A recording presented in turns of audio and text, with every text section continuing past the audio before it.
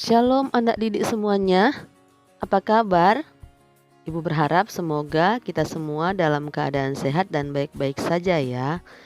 Pada hari ini kita akan memulai pembelajaran kita yaitu pendidikan agama Kristen dengan materi bertumbuh dan menjadi semakin berhikmat.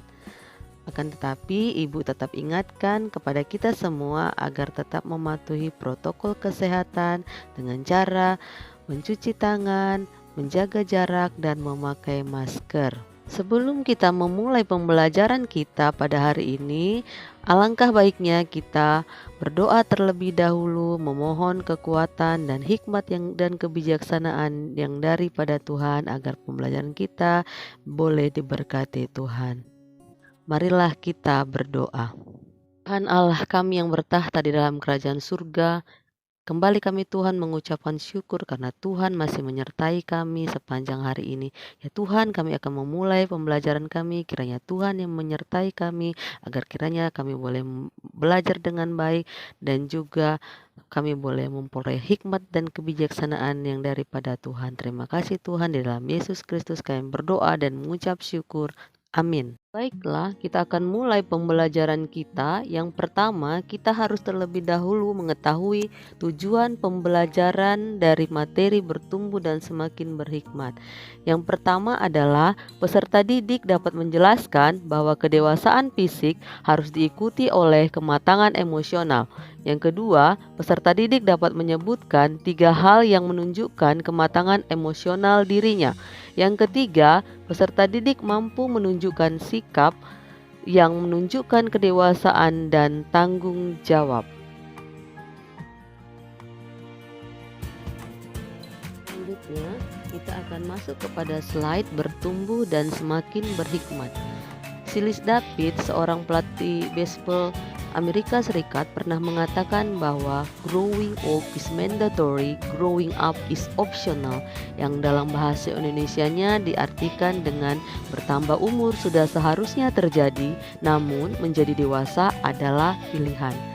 Maksudnya, tidak semua orang bisa dewasa di dalam setiap pemikiran, sikap, dan perilaku, karena itu adalah merupakan pilihan seseorang. Walaupun seseorang pasti akan bertambah setiap hari, setiap minggu, setiap bulan, bahkan setiap tahun usianya terus bertambah, akan tetapi itu tidak menjamin bahwa seseorang itu bisa dikatakan sudah dewasa dalam hal pemikirannya, dalam hal sikap dan perilakunya. Untuk itu semua tergantung kepada pribadi masing-masing daripada orang tersebut. Selanjutnya, kita akan masuk kepada pengertian bertumbuh. Menurut Kamus Besar Bahasa Indonesia, tumbuh memiliki arti timbul ataupun hidup dan bertambah besar atau sempurna. Sehingga secara istilah, pertumbuhan memiliki pengertian yaitu perubahan secara kualitatif pada fisik manusia karena beberapa faktor, baik itu faktor internal dan eksternal. Perubahan kuantitatif sendiri dapat diukur atau dinyatakan dalam satuan serta dapat diamati secara jelas. Misalnya berupa pertambahan, pembesaran, perubahan ukuran dan bentuk, hal yang tidak ada menjadi ada, dan yang lain sebagainya. Selanjutnya kita akan masuk kepada slide kematangan pribadi dan emosi. Seseorang dikatakan mengalami pertumbuhan dan semakin berhikmat apabila dia mengalami kematangan pribadi dan emosi. Apakah yang dimaksud dengan matang? Matang adalah suatu sikap di mana seseorang itu tidak bersikap kekanak-kanakan ataupun dia tidak hanya memikirkan dirinya sendiri. Akan tetapi dia mampu menjadi orang yang bertanggung jawab ataupun mampu untuk memikirkan atau mempertimbangkan setiap keputusan atau setiap perbuatan yang akan dia ambil untuk dilakukan. Sedangkan kita lihat di sini ada contoh seorang tokoh yang bernama Tonya Harding, di mana Tonya Harding dan kawan-kawannya rela mencelakakan lawan mainnya dalam permainan ice skating hanya untuk mendapatkan kejuaraan. Dia rela untuk menyakiti lawan mainnya, dan dia di situ menunjukkan bahwa dirinya adalah seorang yang belum dewasa dan takut mengalami kegagalan di dalam hidupnya. Selanjutnya kita akan masuk kepada macam ataupun jenis-jenis daripada emosi. Banyak para ahli yang mendefinisikan pengertian daripada emosi. Di sini ibu akan menjelaskan pengertian ataupun jenis-jenis emosi menurut tokoh Saparia dan Saputra, dan juga satu lagi menurut tokoh Ekman dan Priesan. Yang pertama, menurut Saparia dan Saputra, mereka mengatakan bahwa emosi bisa ditunjukkan atau bisa dilihat dari macam-macam ekspresi jasmani yang bisa muncul dalam diri seseorang. Misalnya emosi marah dan emosi takut.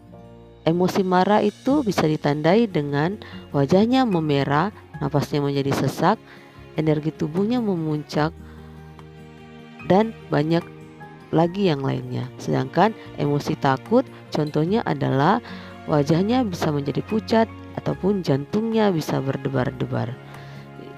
Kemudian menurut Ekman dan Priesan, mereka memberikan pengertian ataupun mengatakan bahwa emosi itu terdiri atas 3 macam atau yang lebih dikenal dengan istilah display rules, yaitu yang pertama masking, di mana seseorang mampu untuk menutupi atau menyembunyikan emosi yang dialaminya.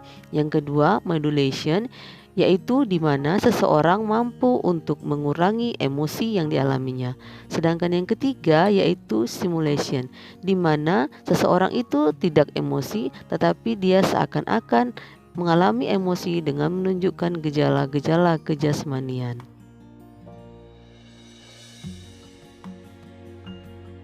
Berikutnya kita akan masuk kepada para tokoh Alkitab ataupun orang-orang yang ada di dalam Alkitab yang menunjukkan bahwa mereka dikatakan orang yang menunjukkan kedewasaannya ataupun sebaliknya orang yang tidak menunjukkan ketidakdewasaannya.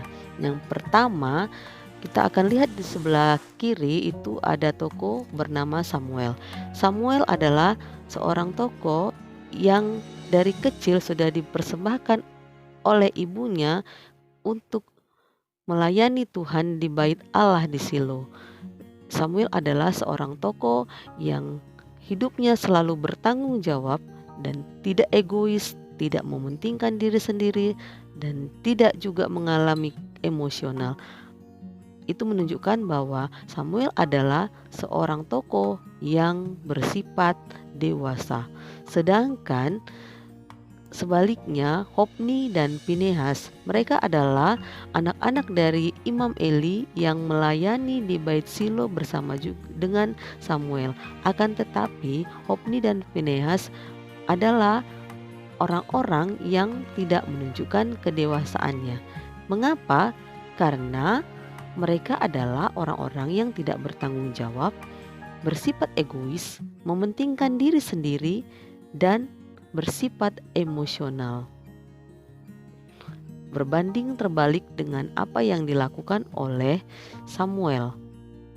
Demikianlah anak-anak materi yang sudah ibu sampaikan mengenai bertumbuh dan semakin berhikmat. Sekarang ibu akan memberikan kepada kalian tugas yang harus kalian kerjakan agar kalian akan semakin lebih paham apakah yang dimaksud dengan bertumbuh dan menjadi semakin berhikmat. Selain itu, ibu juga akan memberikan nats hafalan atau dari ayat emas yang tertulis dalam 1 Korintus 13 ayat 11 yang berkata, ketika aku kanak-kanak, aku berkata seperti kanak-kanak, aku merasa seperti kanak-kanak, aku berpikir seperti kanak-kanak. Sekarang sesudah aku menjadi dewasa, aku meninggalkan sifat anak-anak tersebut. Dari sini ibu berharap kalian bisa menghafalnya dan juga melakukannya di dalam kehidupan kalian sehari-hari. Baiklah, kita akhiri pembelajaran kita hari ini. Kita tutup dengan doa. Ya Tuhan Yesus yang baik, terima kasih Tuhan karena Tuhan telah menyertai kami sepanjang pembelajaran kami pada hari ini. Biarlah apa yang kami pelajari boleh menjadikan kami menjadi hamba-Mu yang boleh semakin bertumbuh dan berhikmat di dalam Tuhan. Terima kasih Tuhan, di dalam Yesus Kristus kami berdoa dan mengucap syukur. Amin. Terima kasih ya anak-anak, kita sudah selesai belajar. Sampai bertemu di pertemuan berikutnya. Shalom. Tuhan berkati.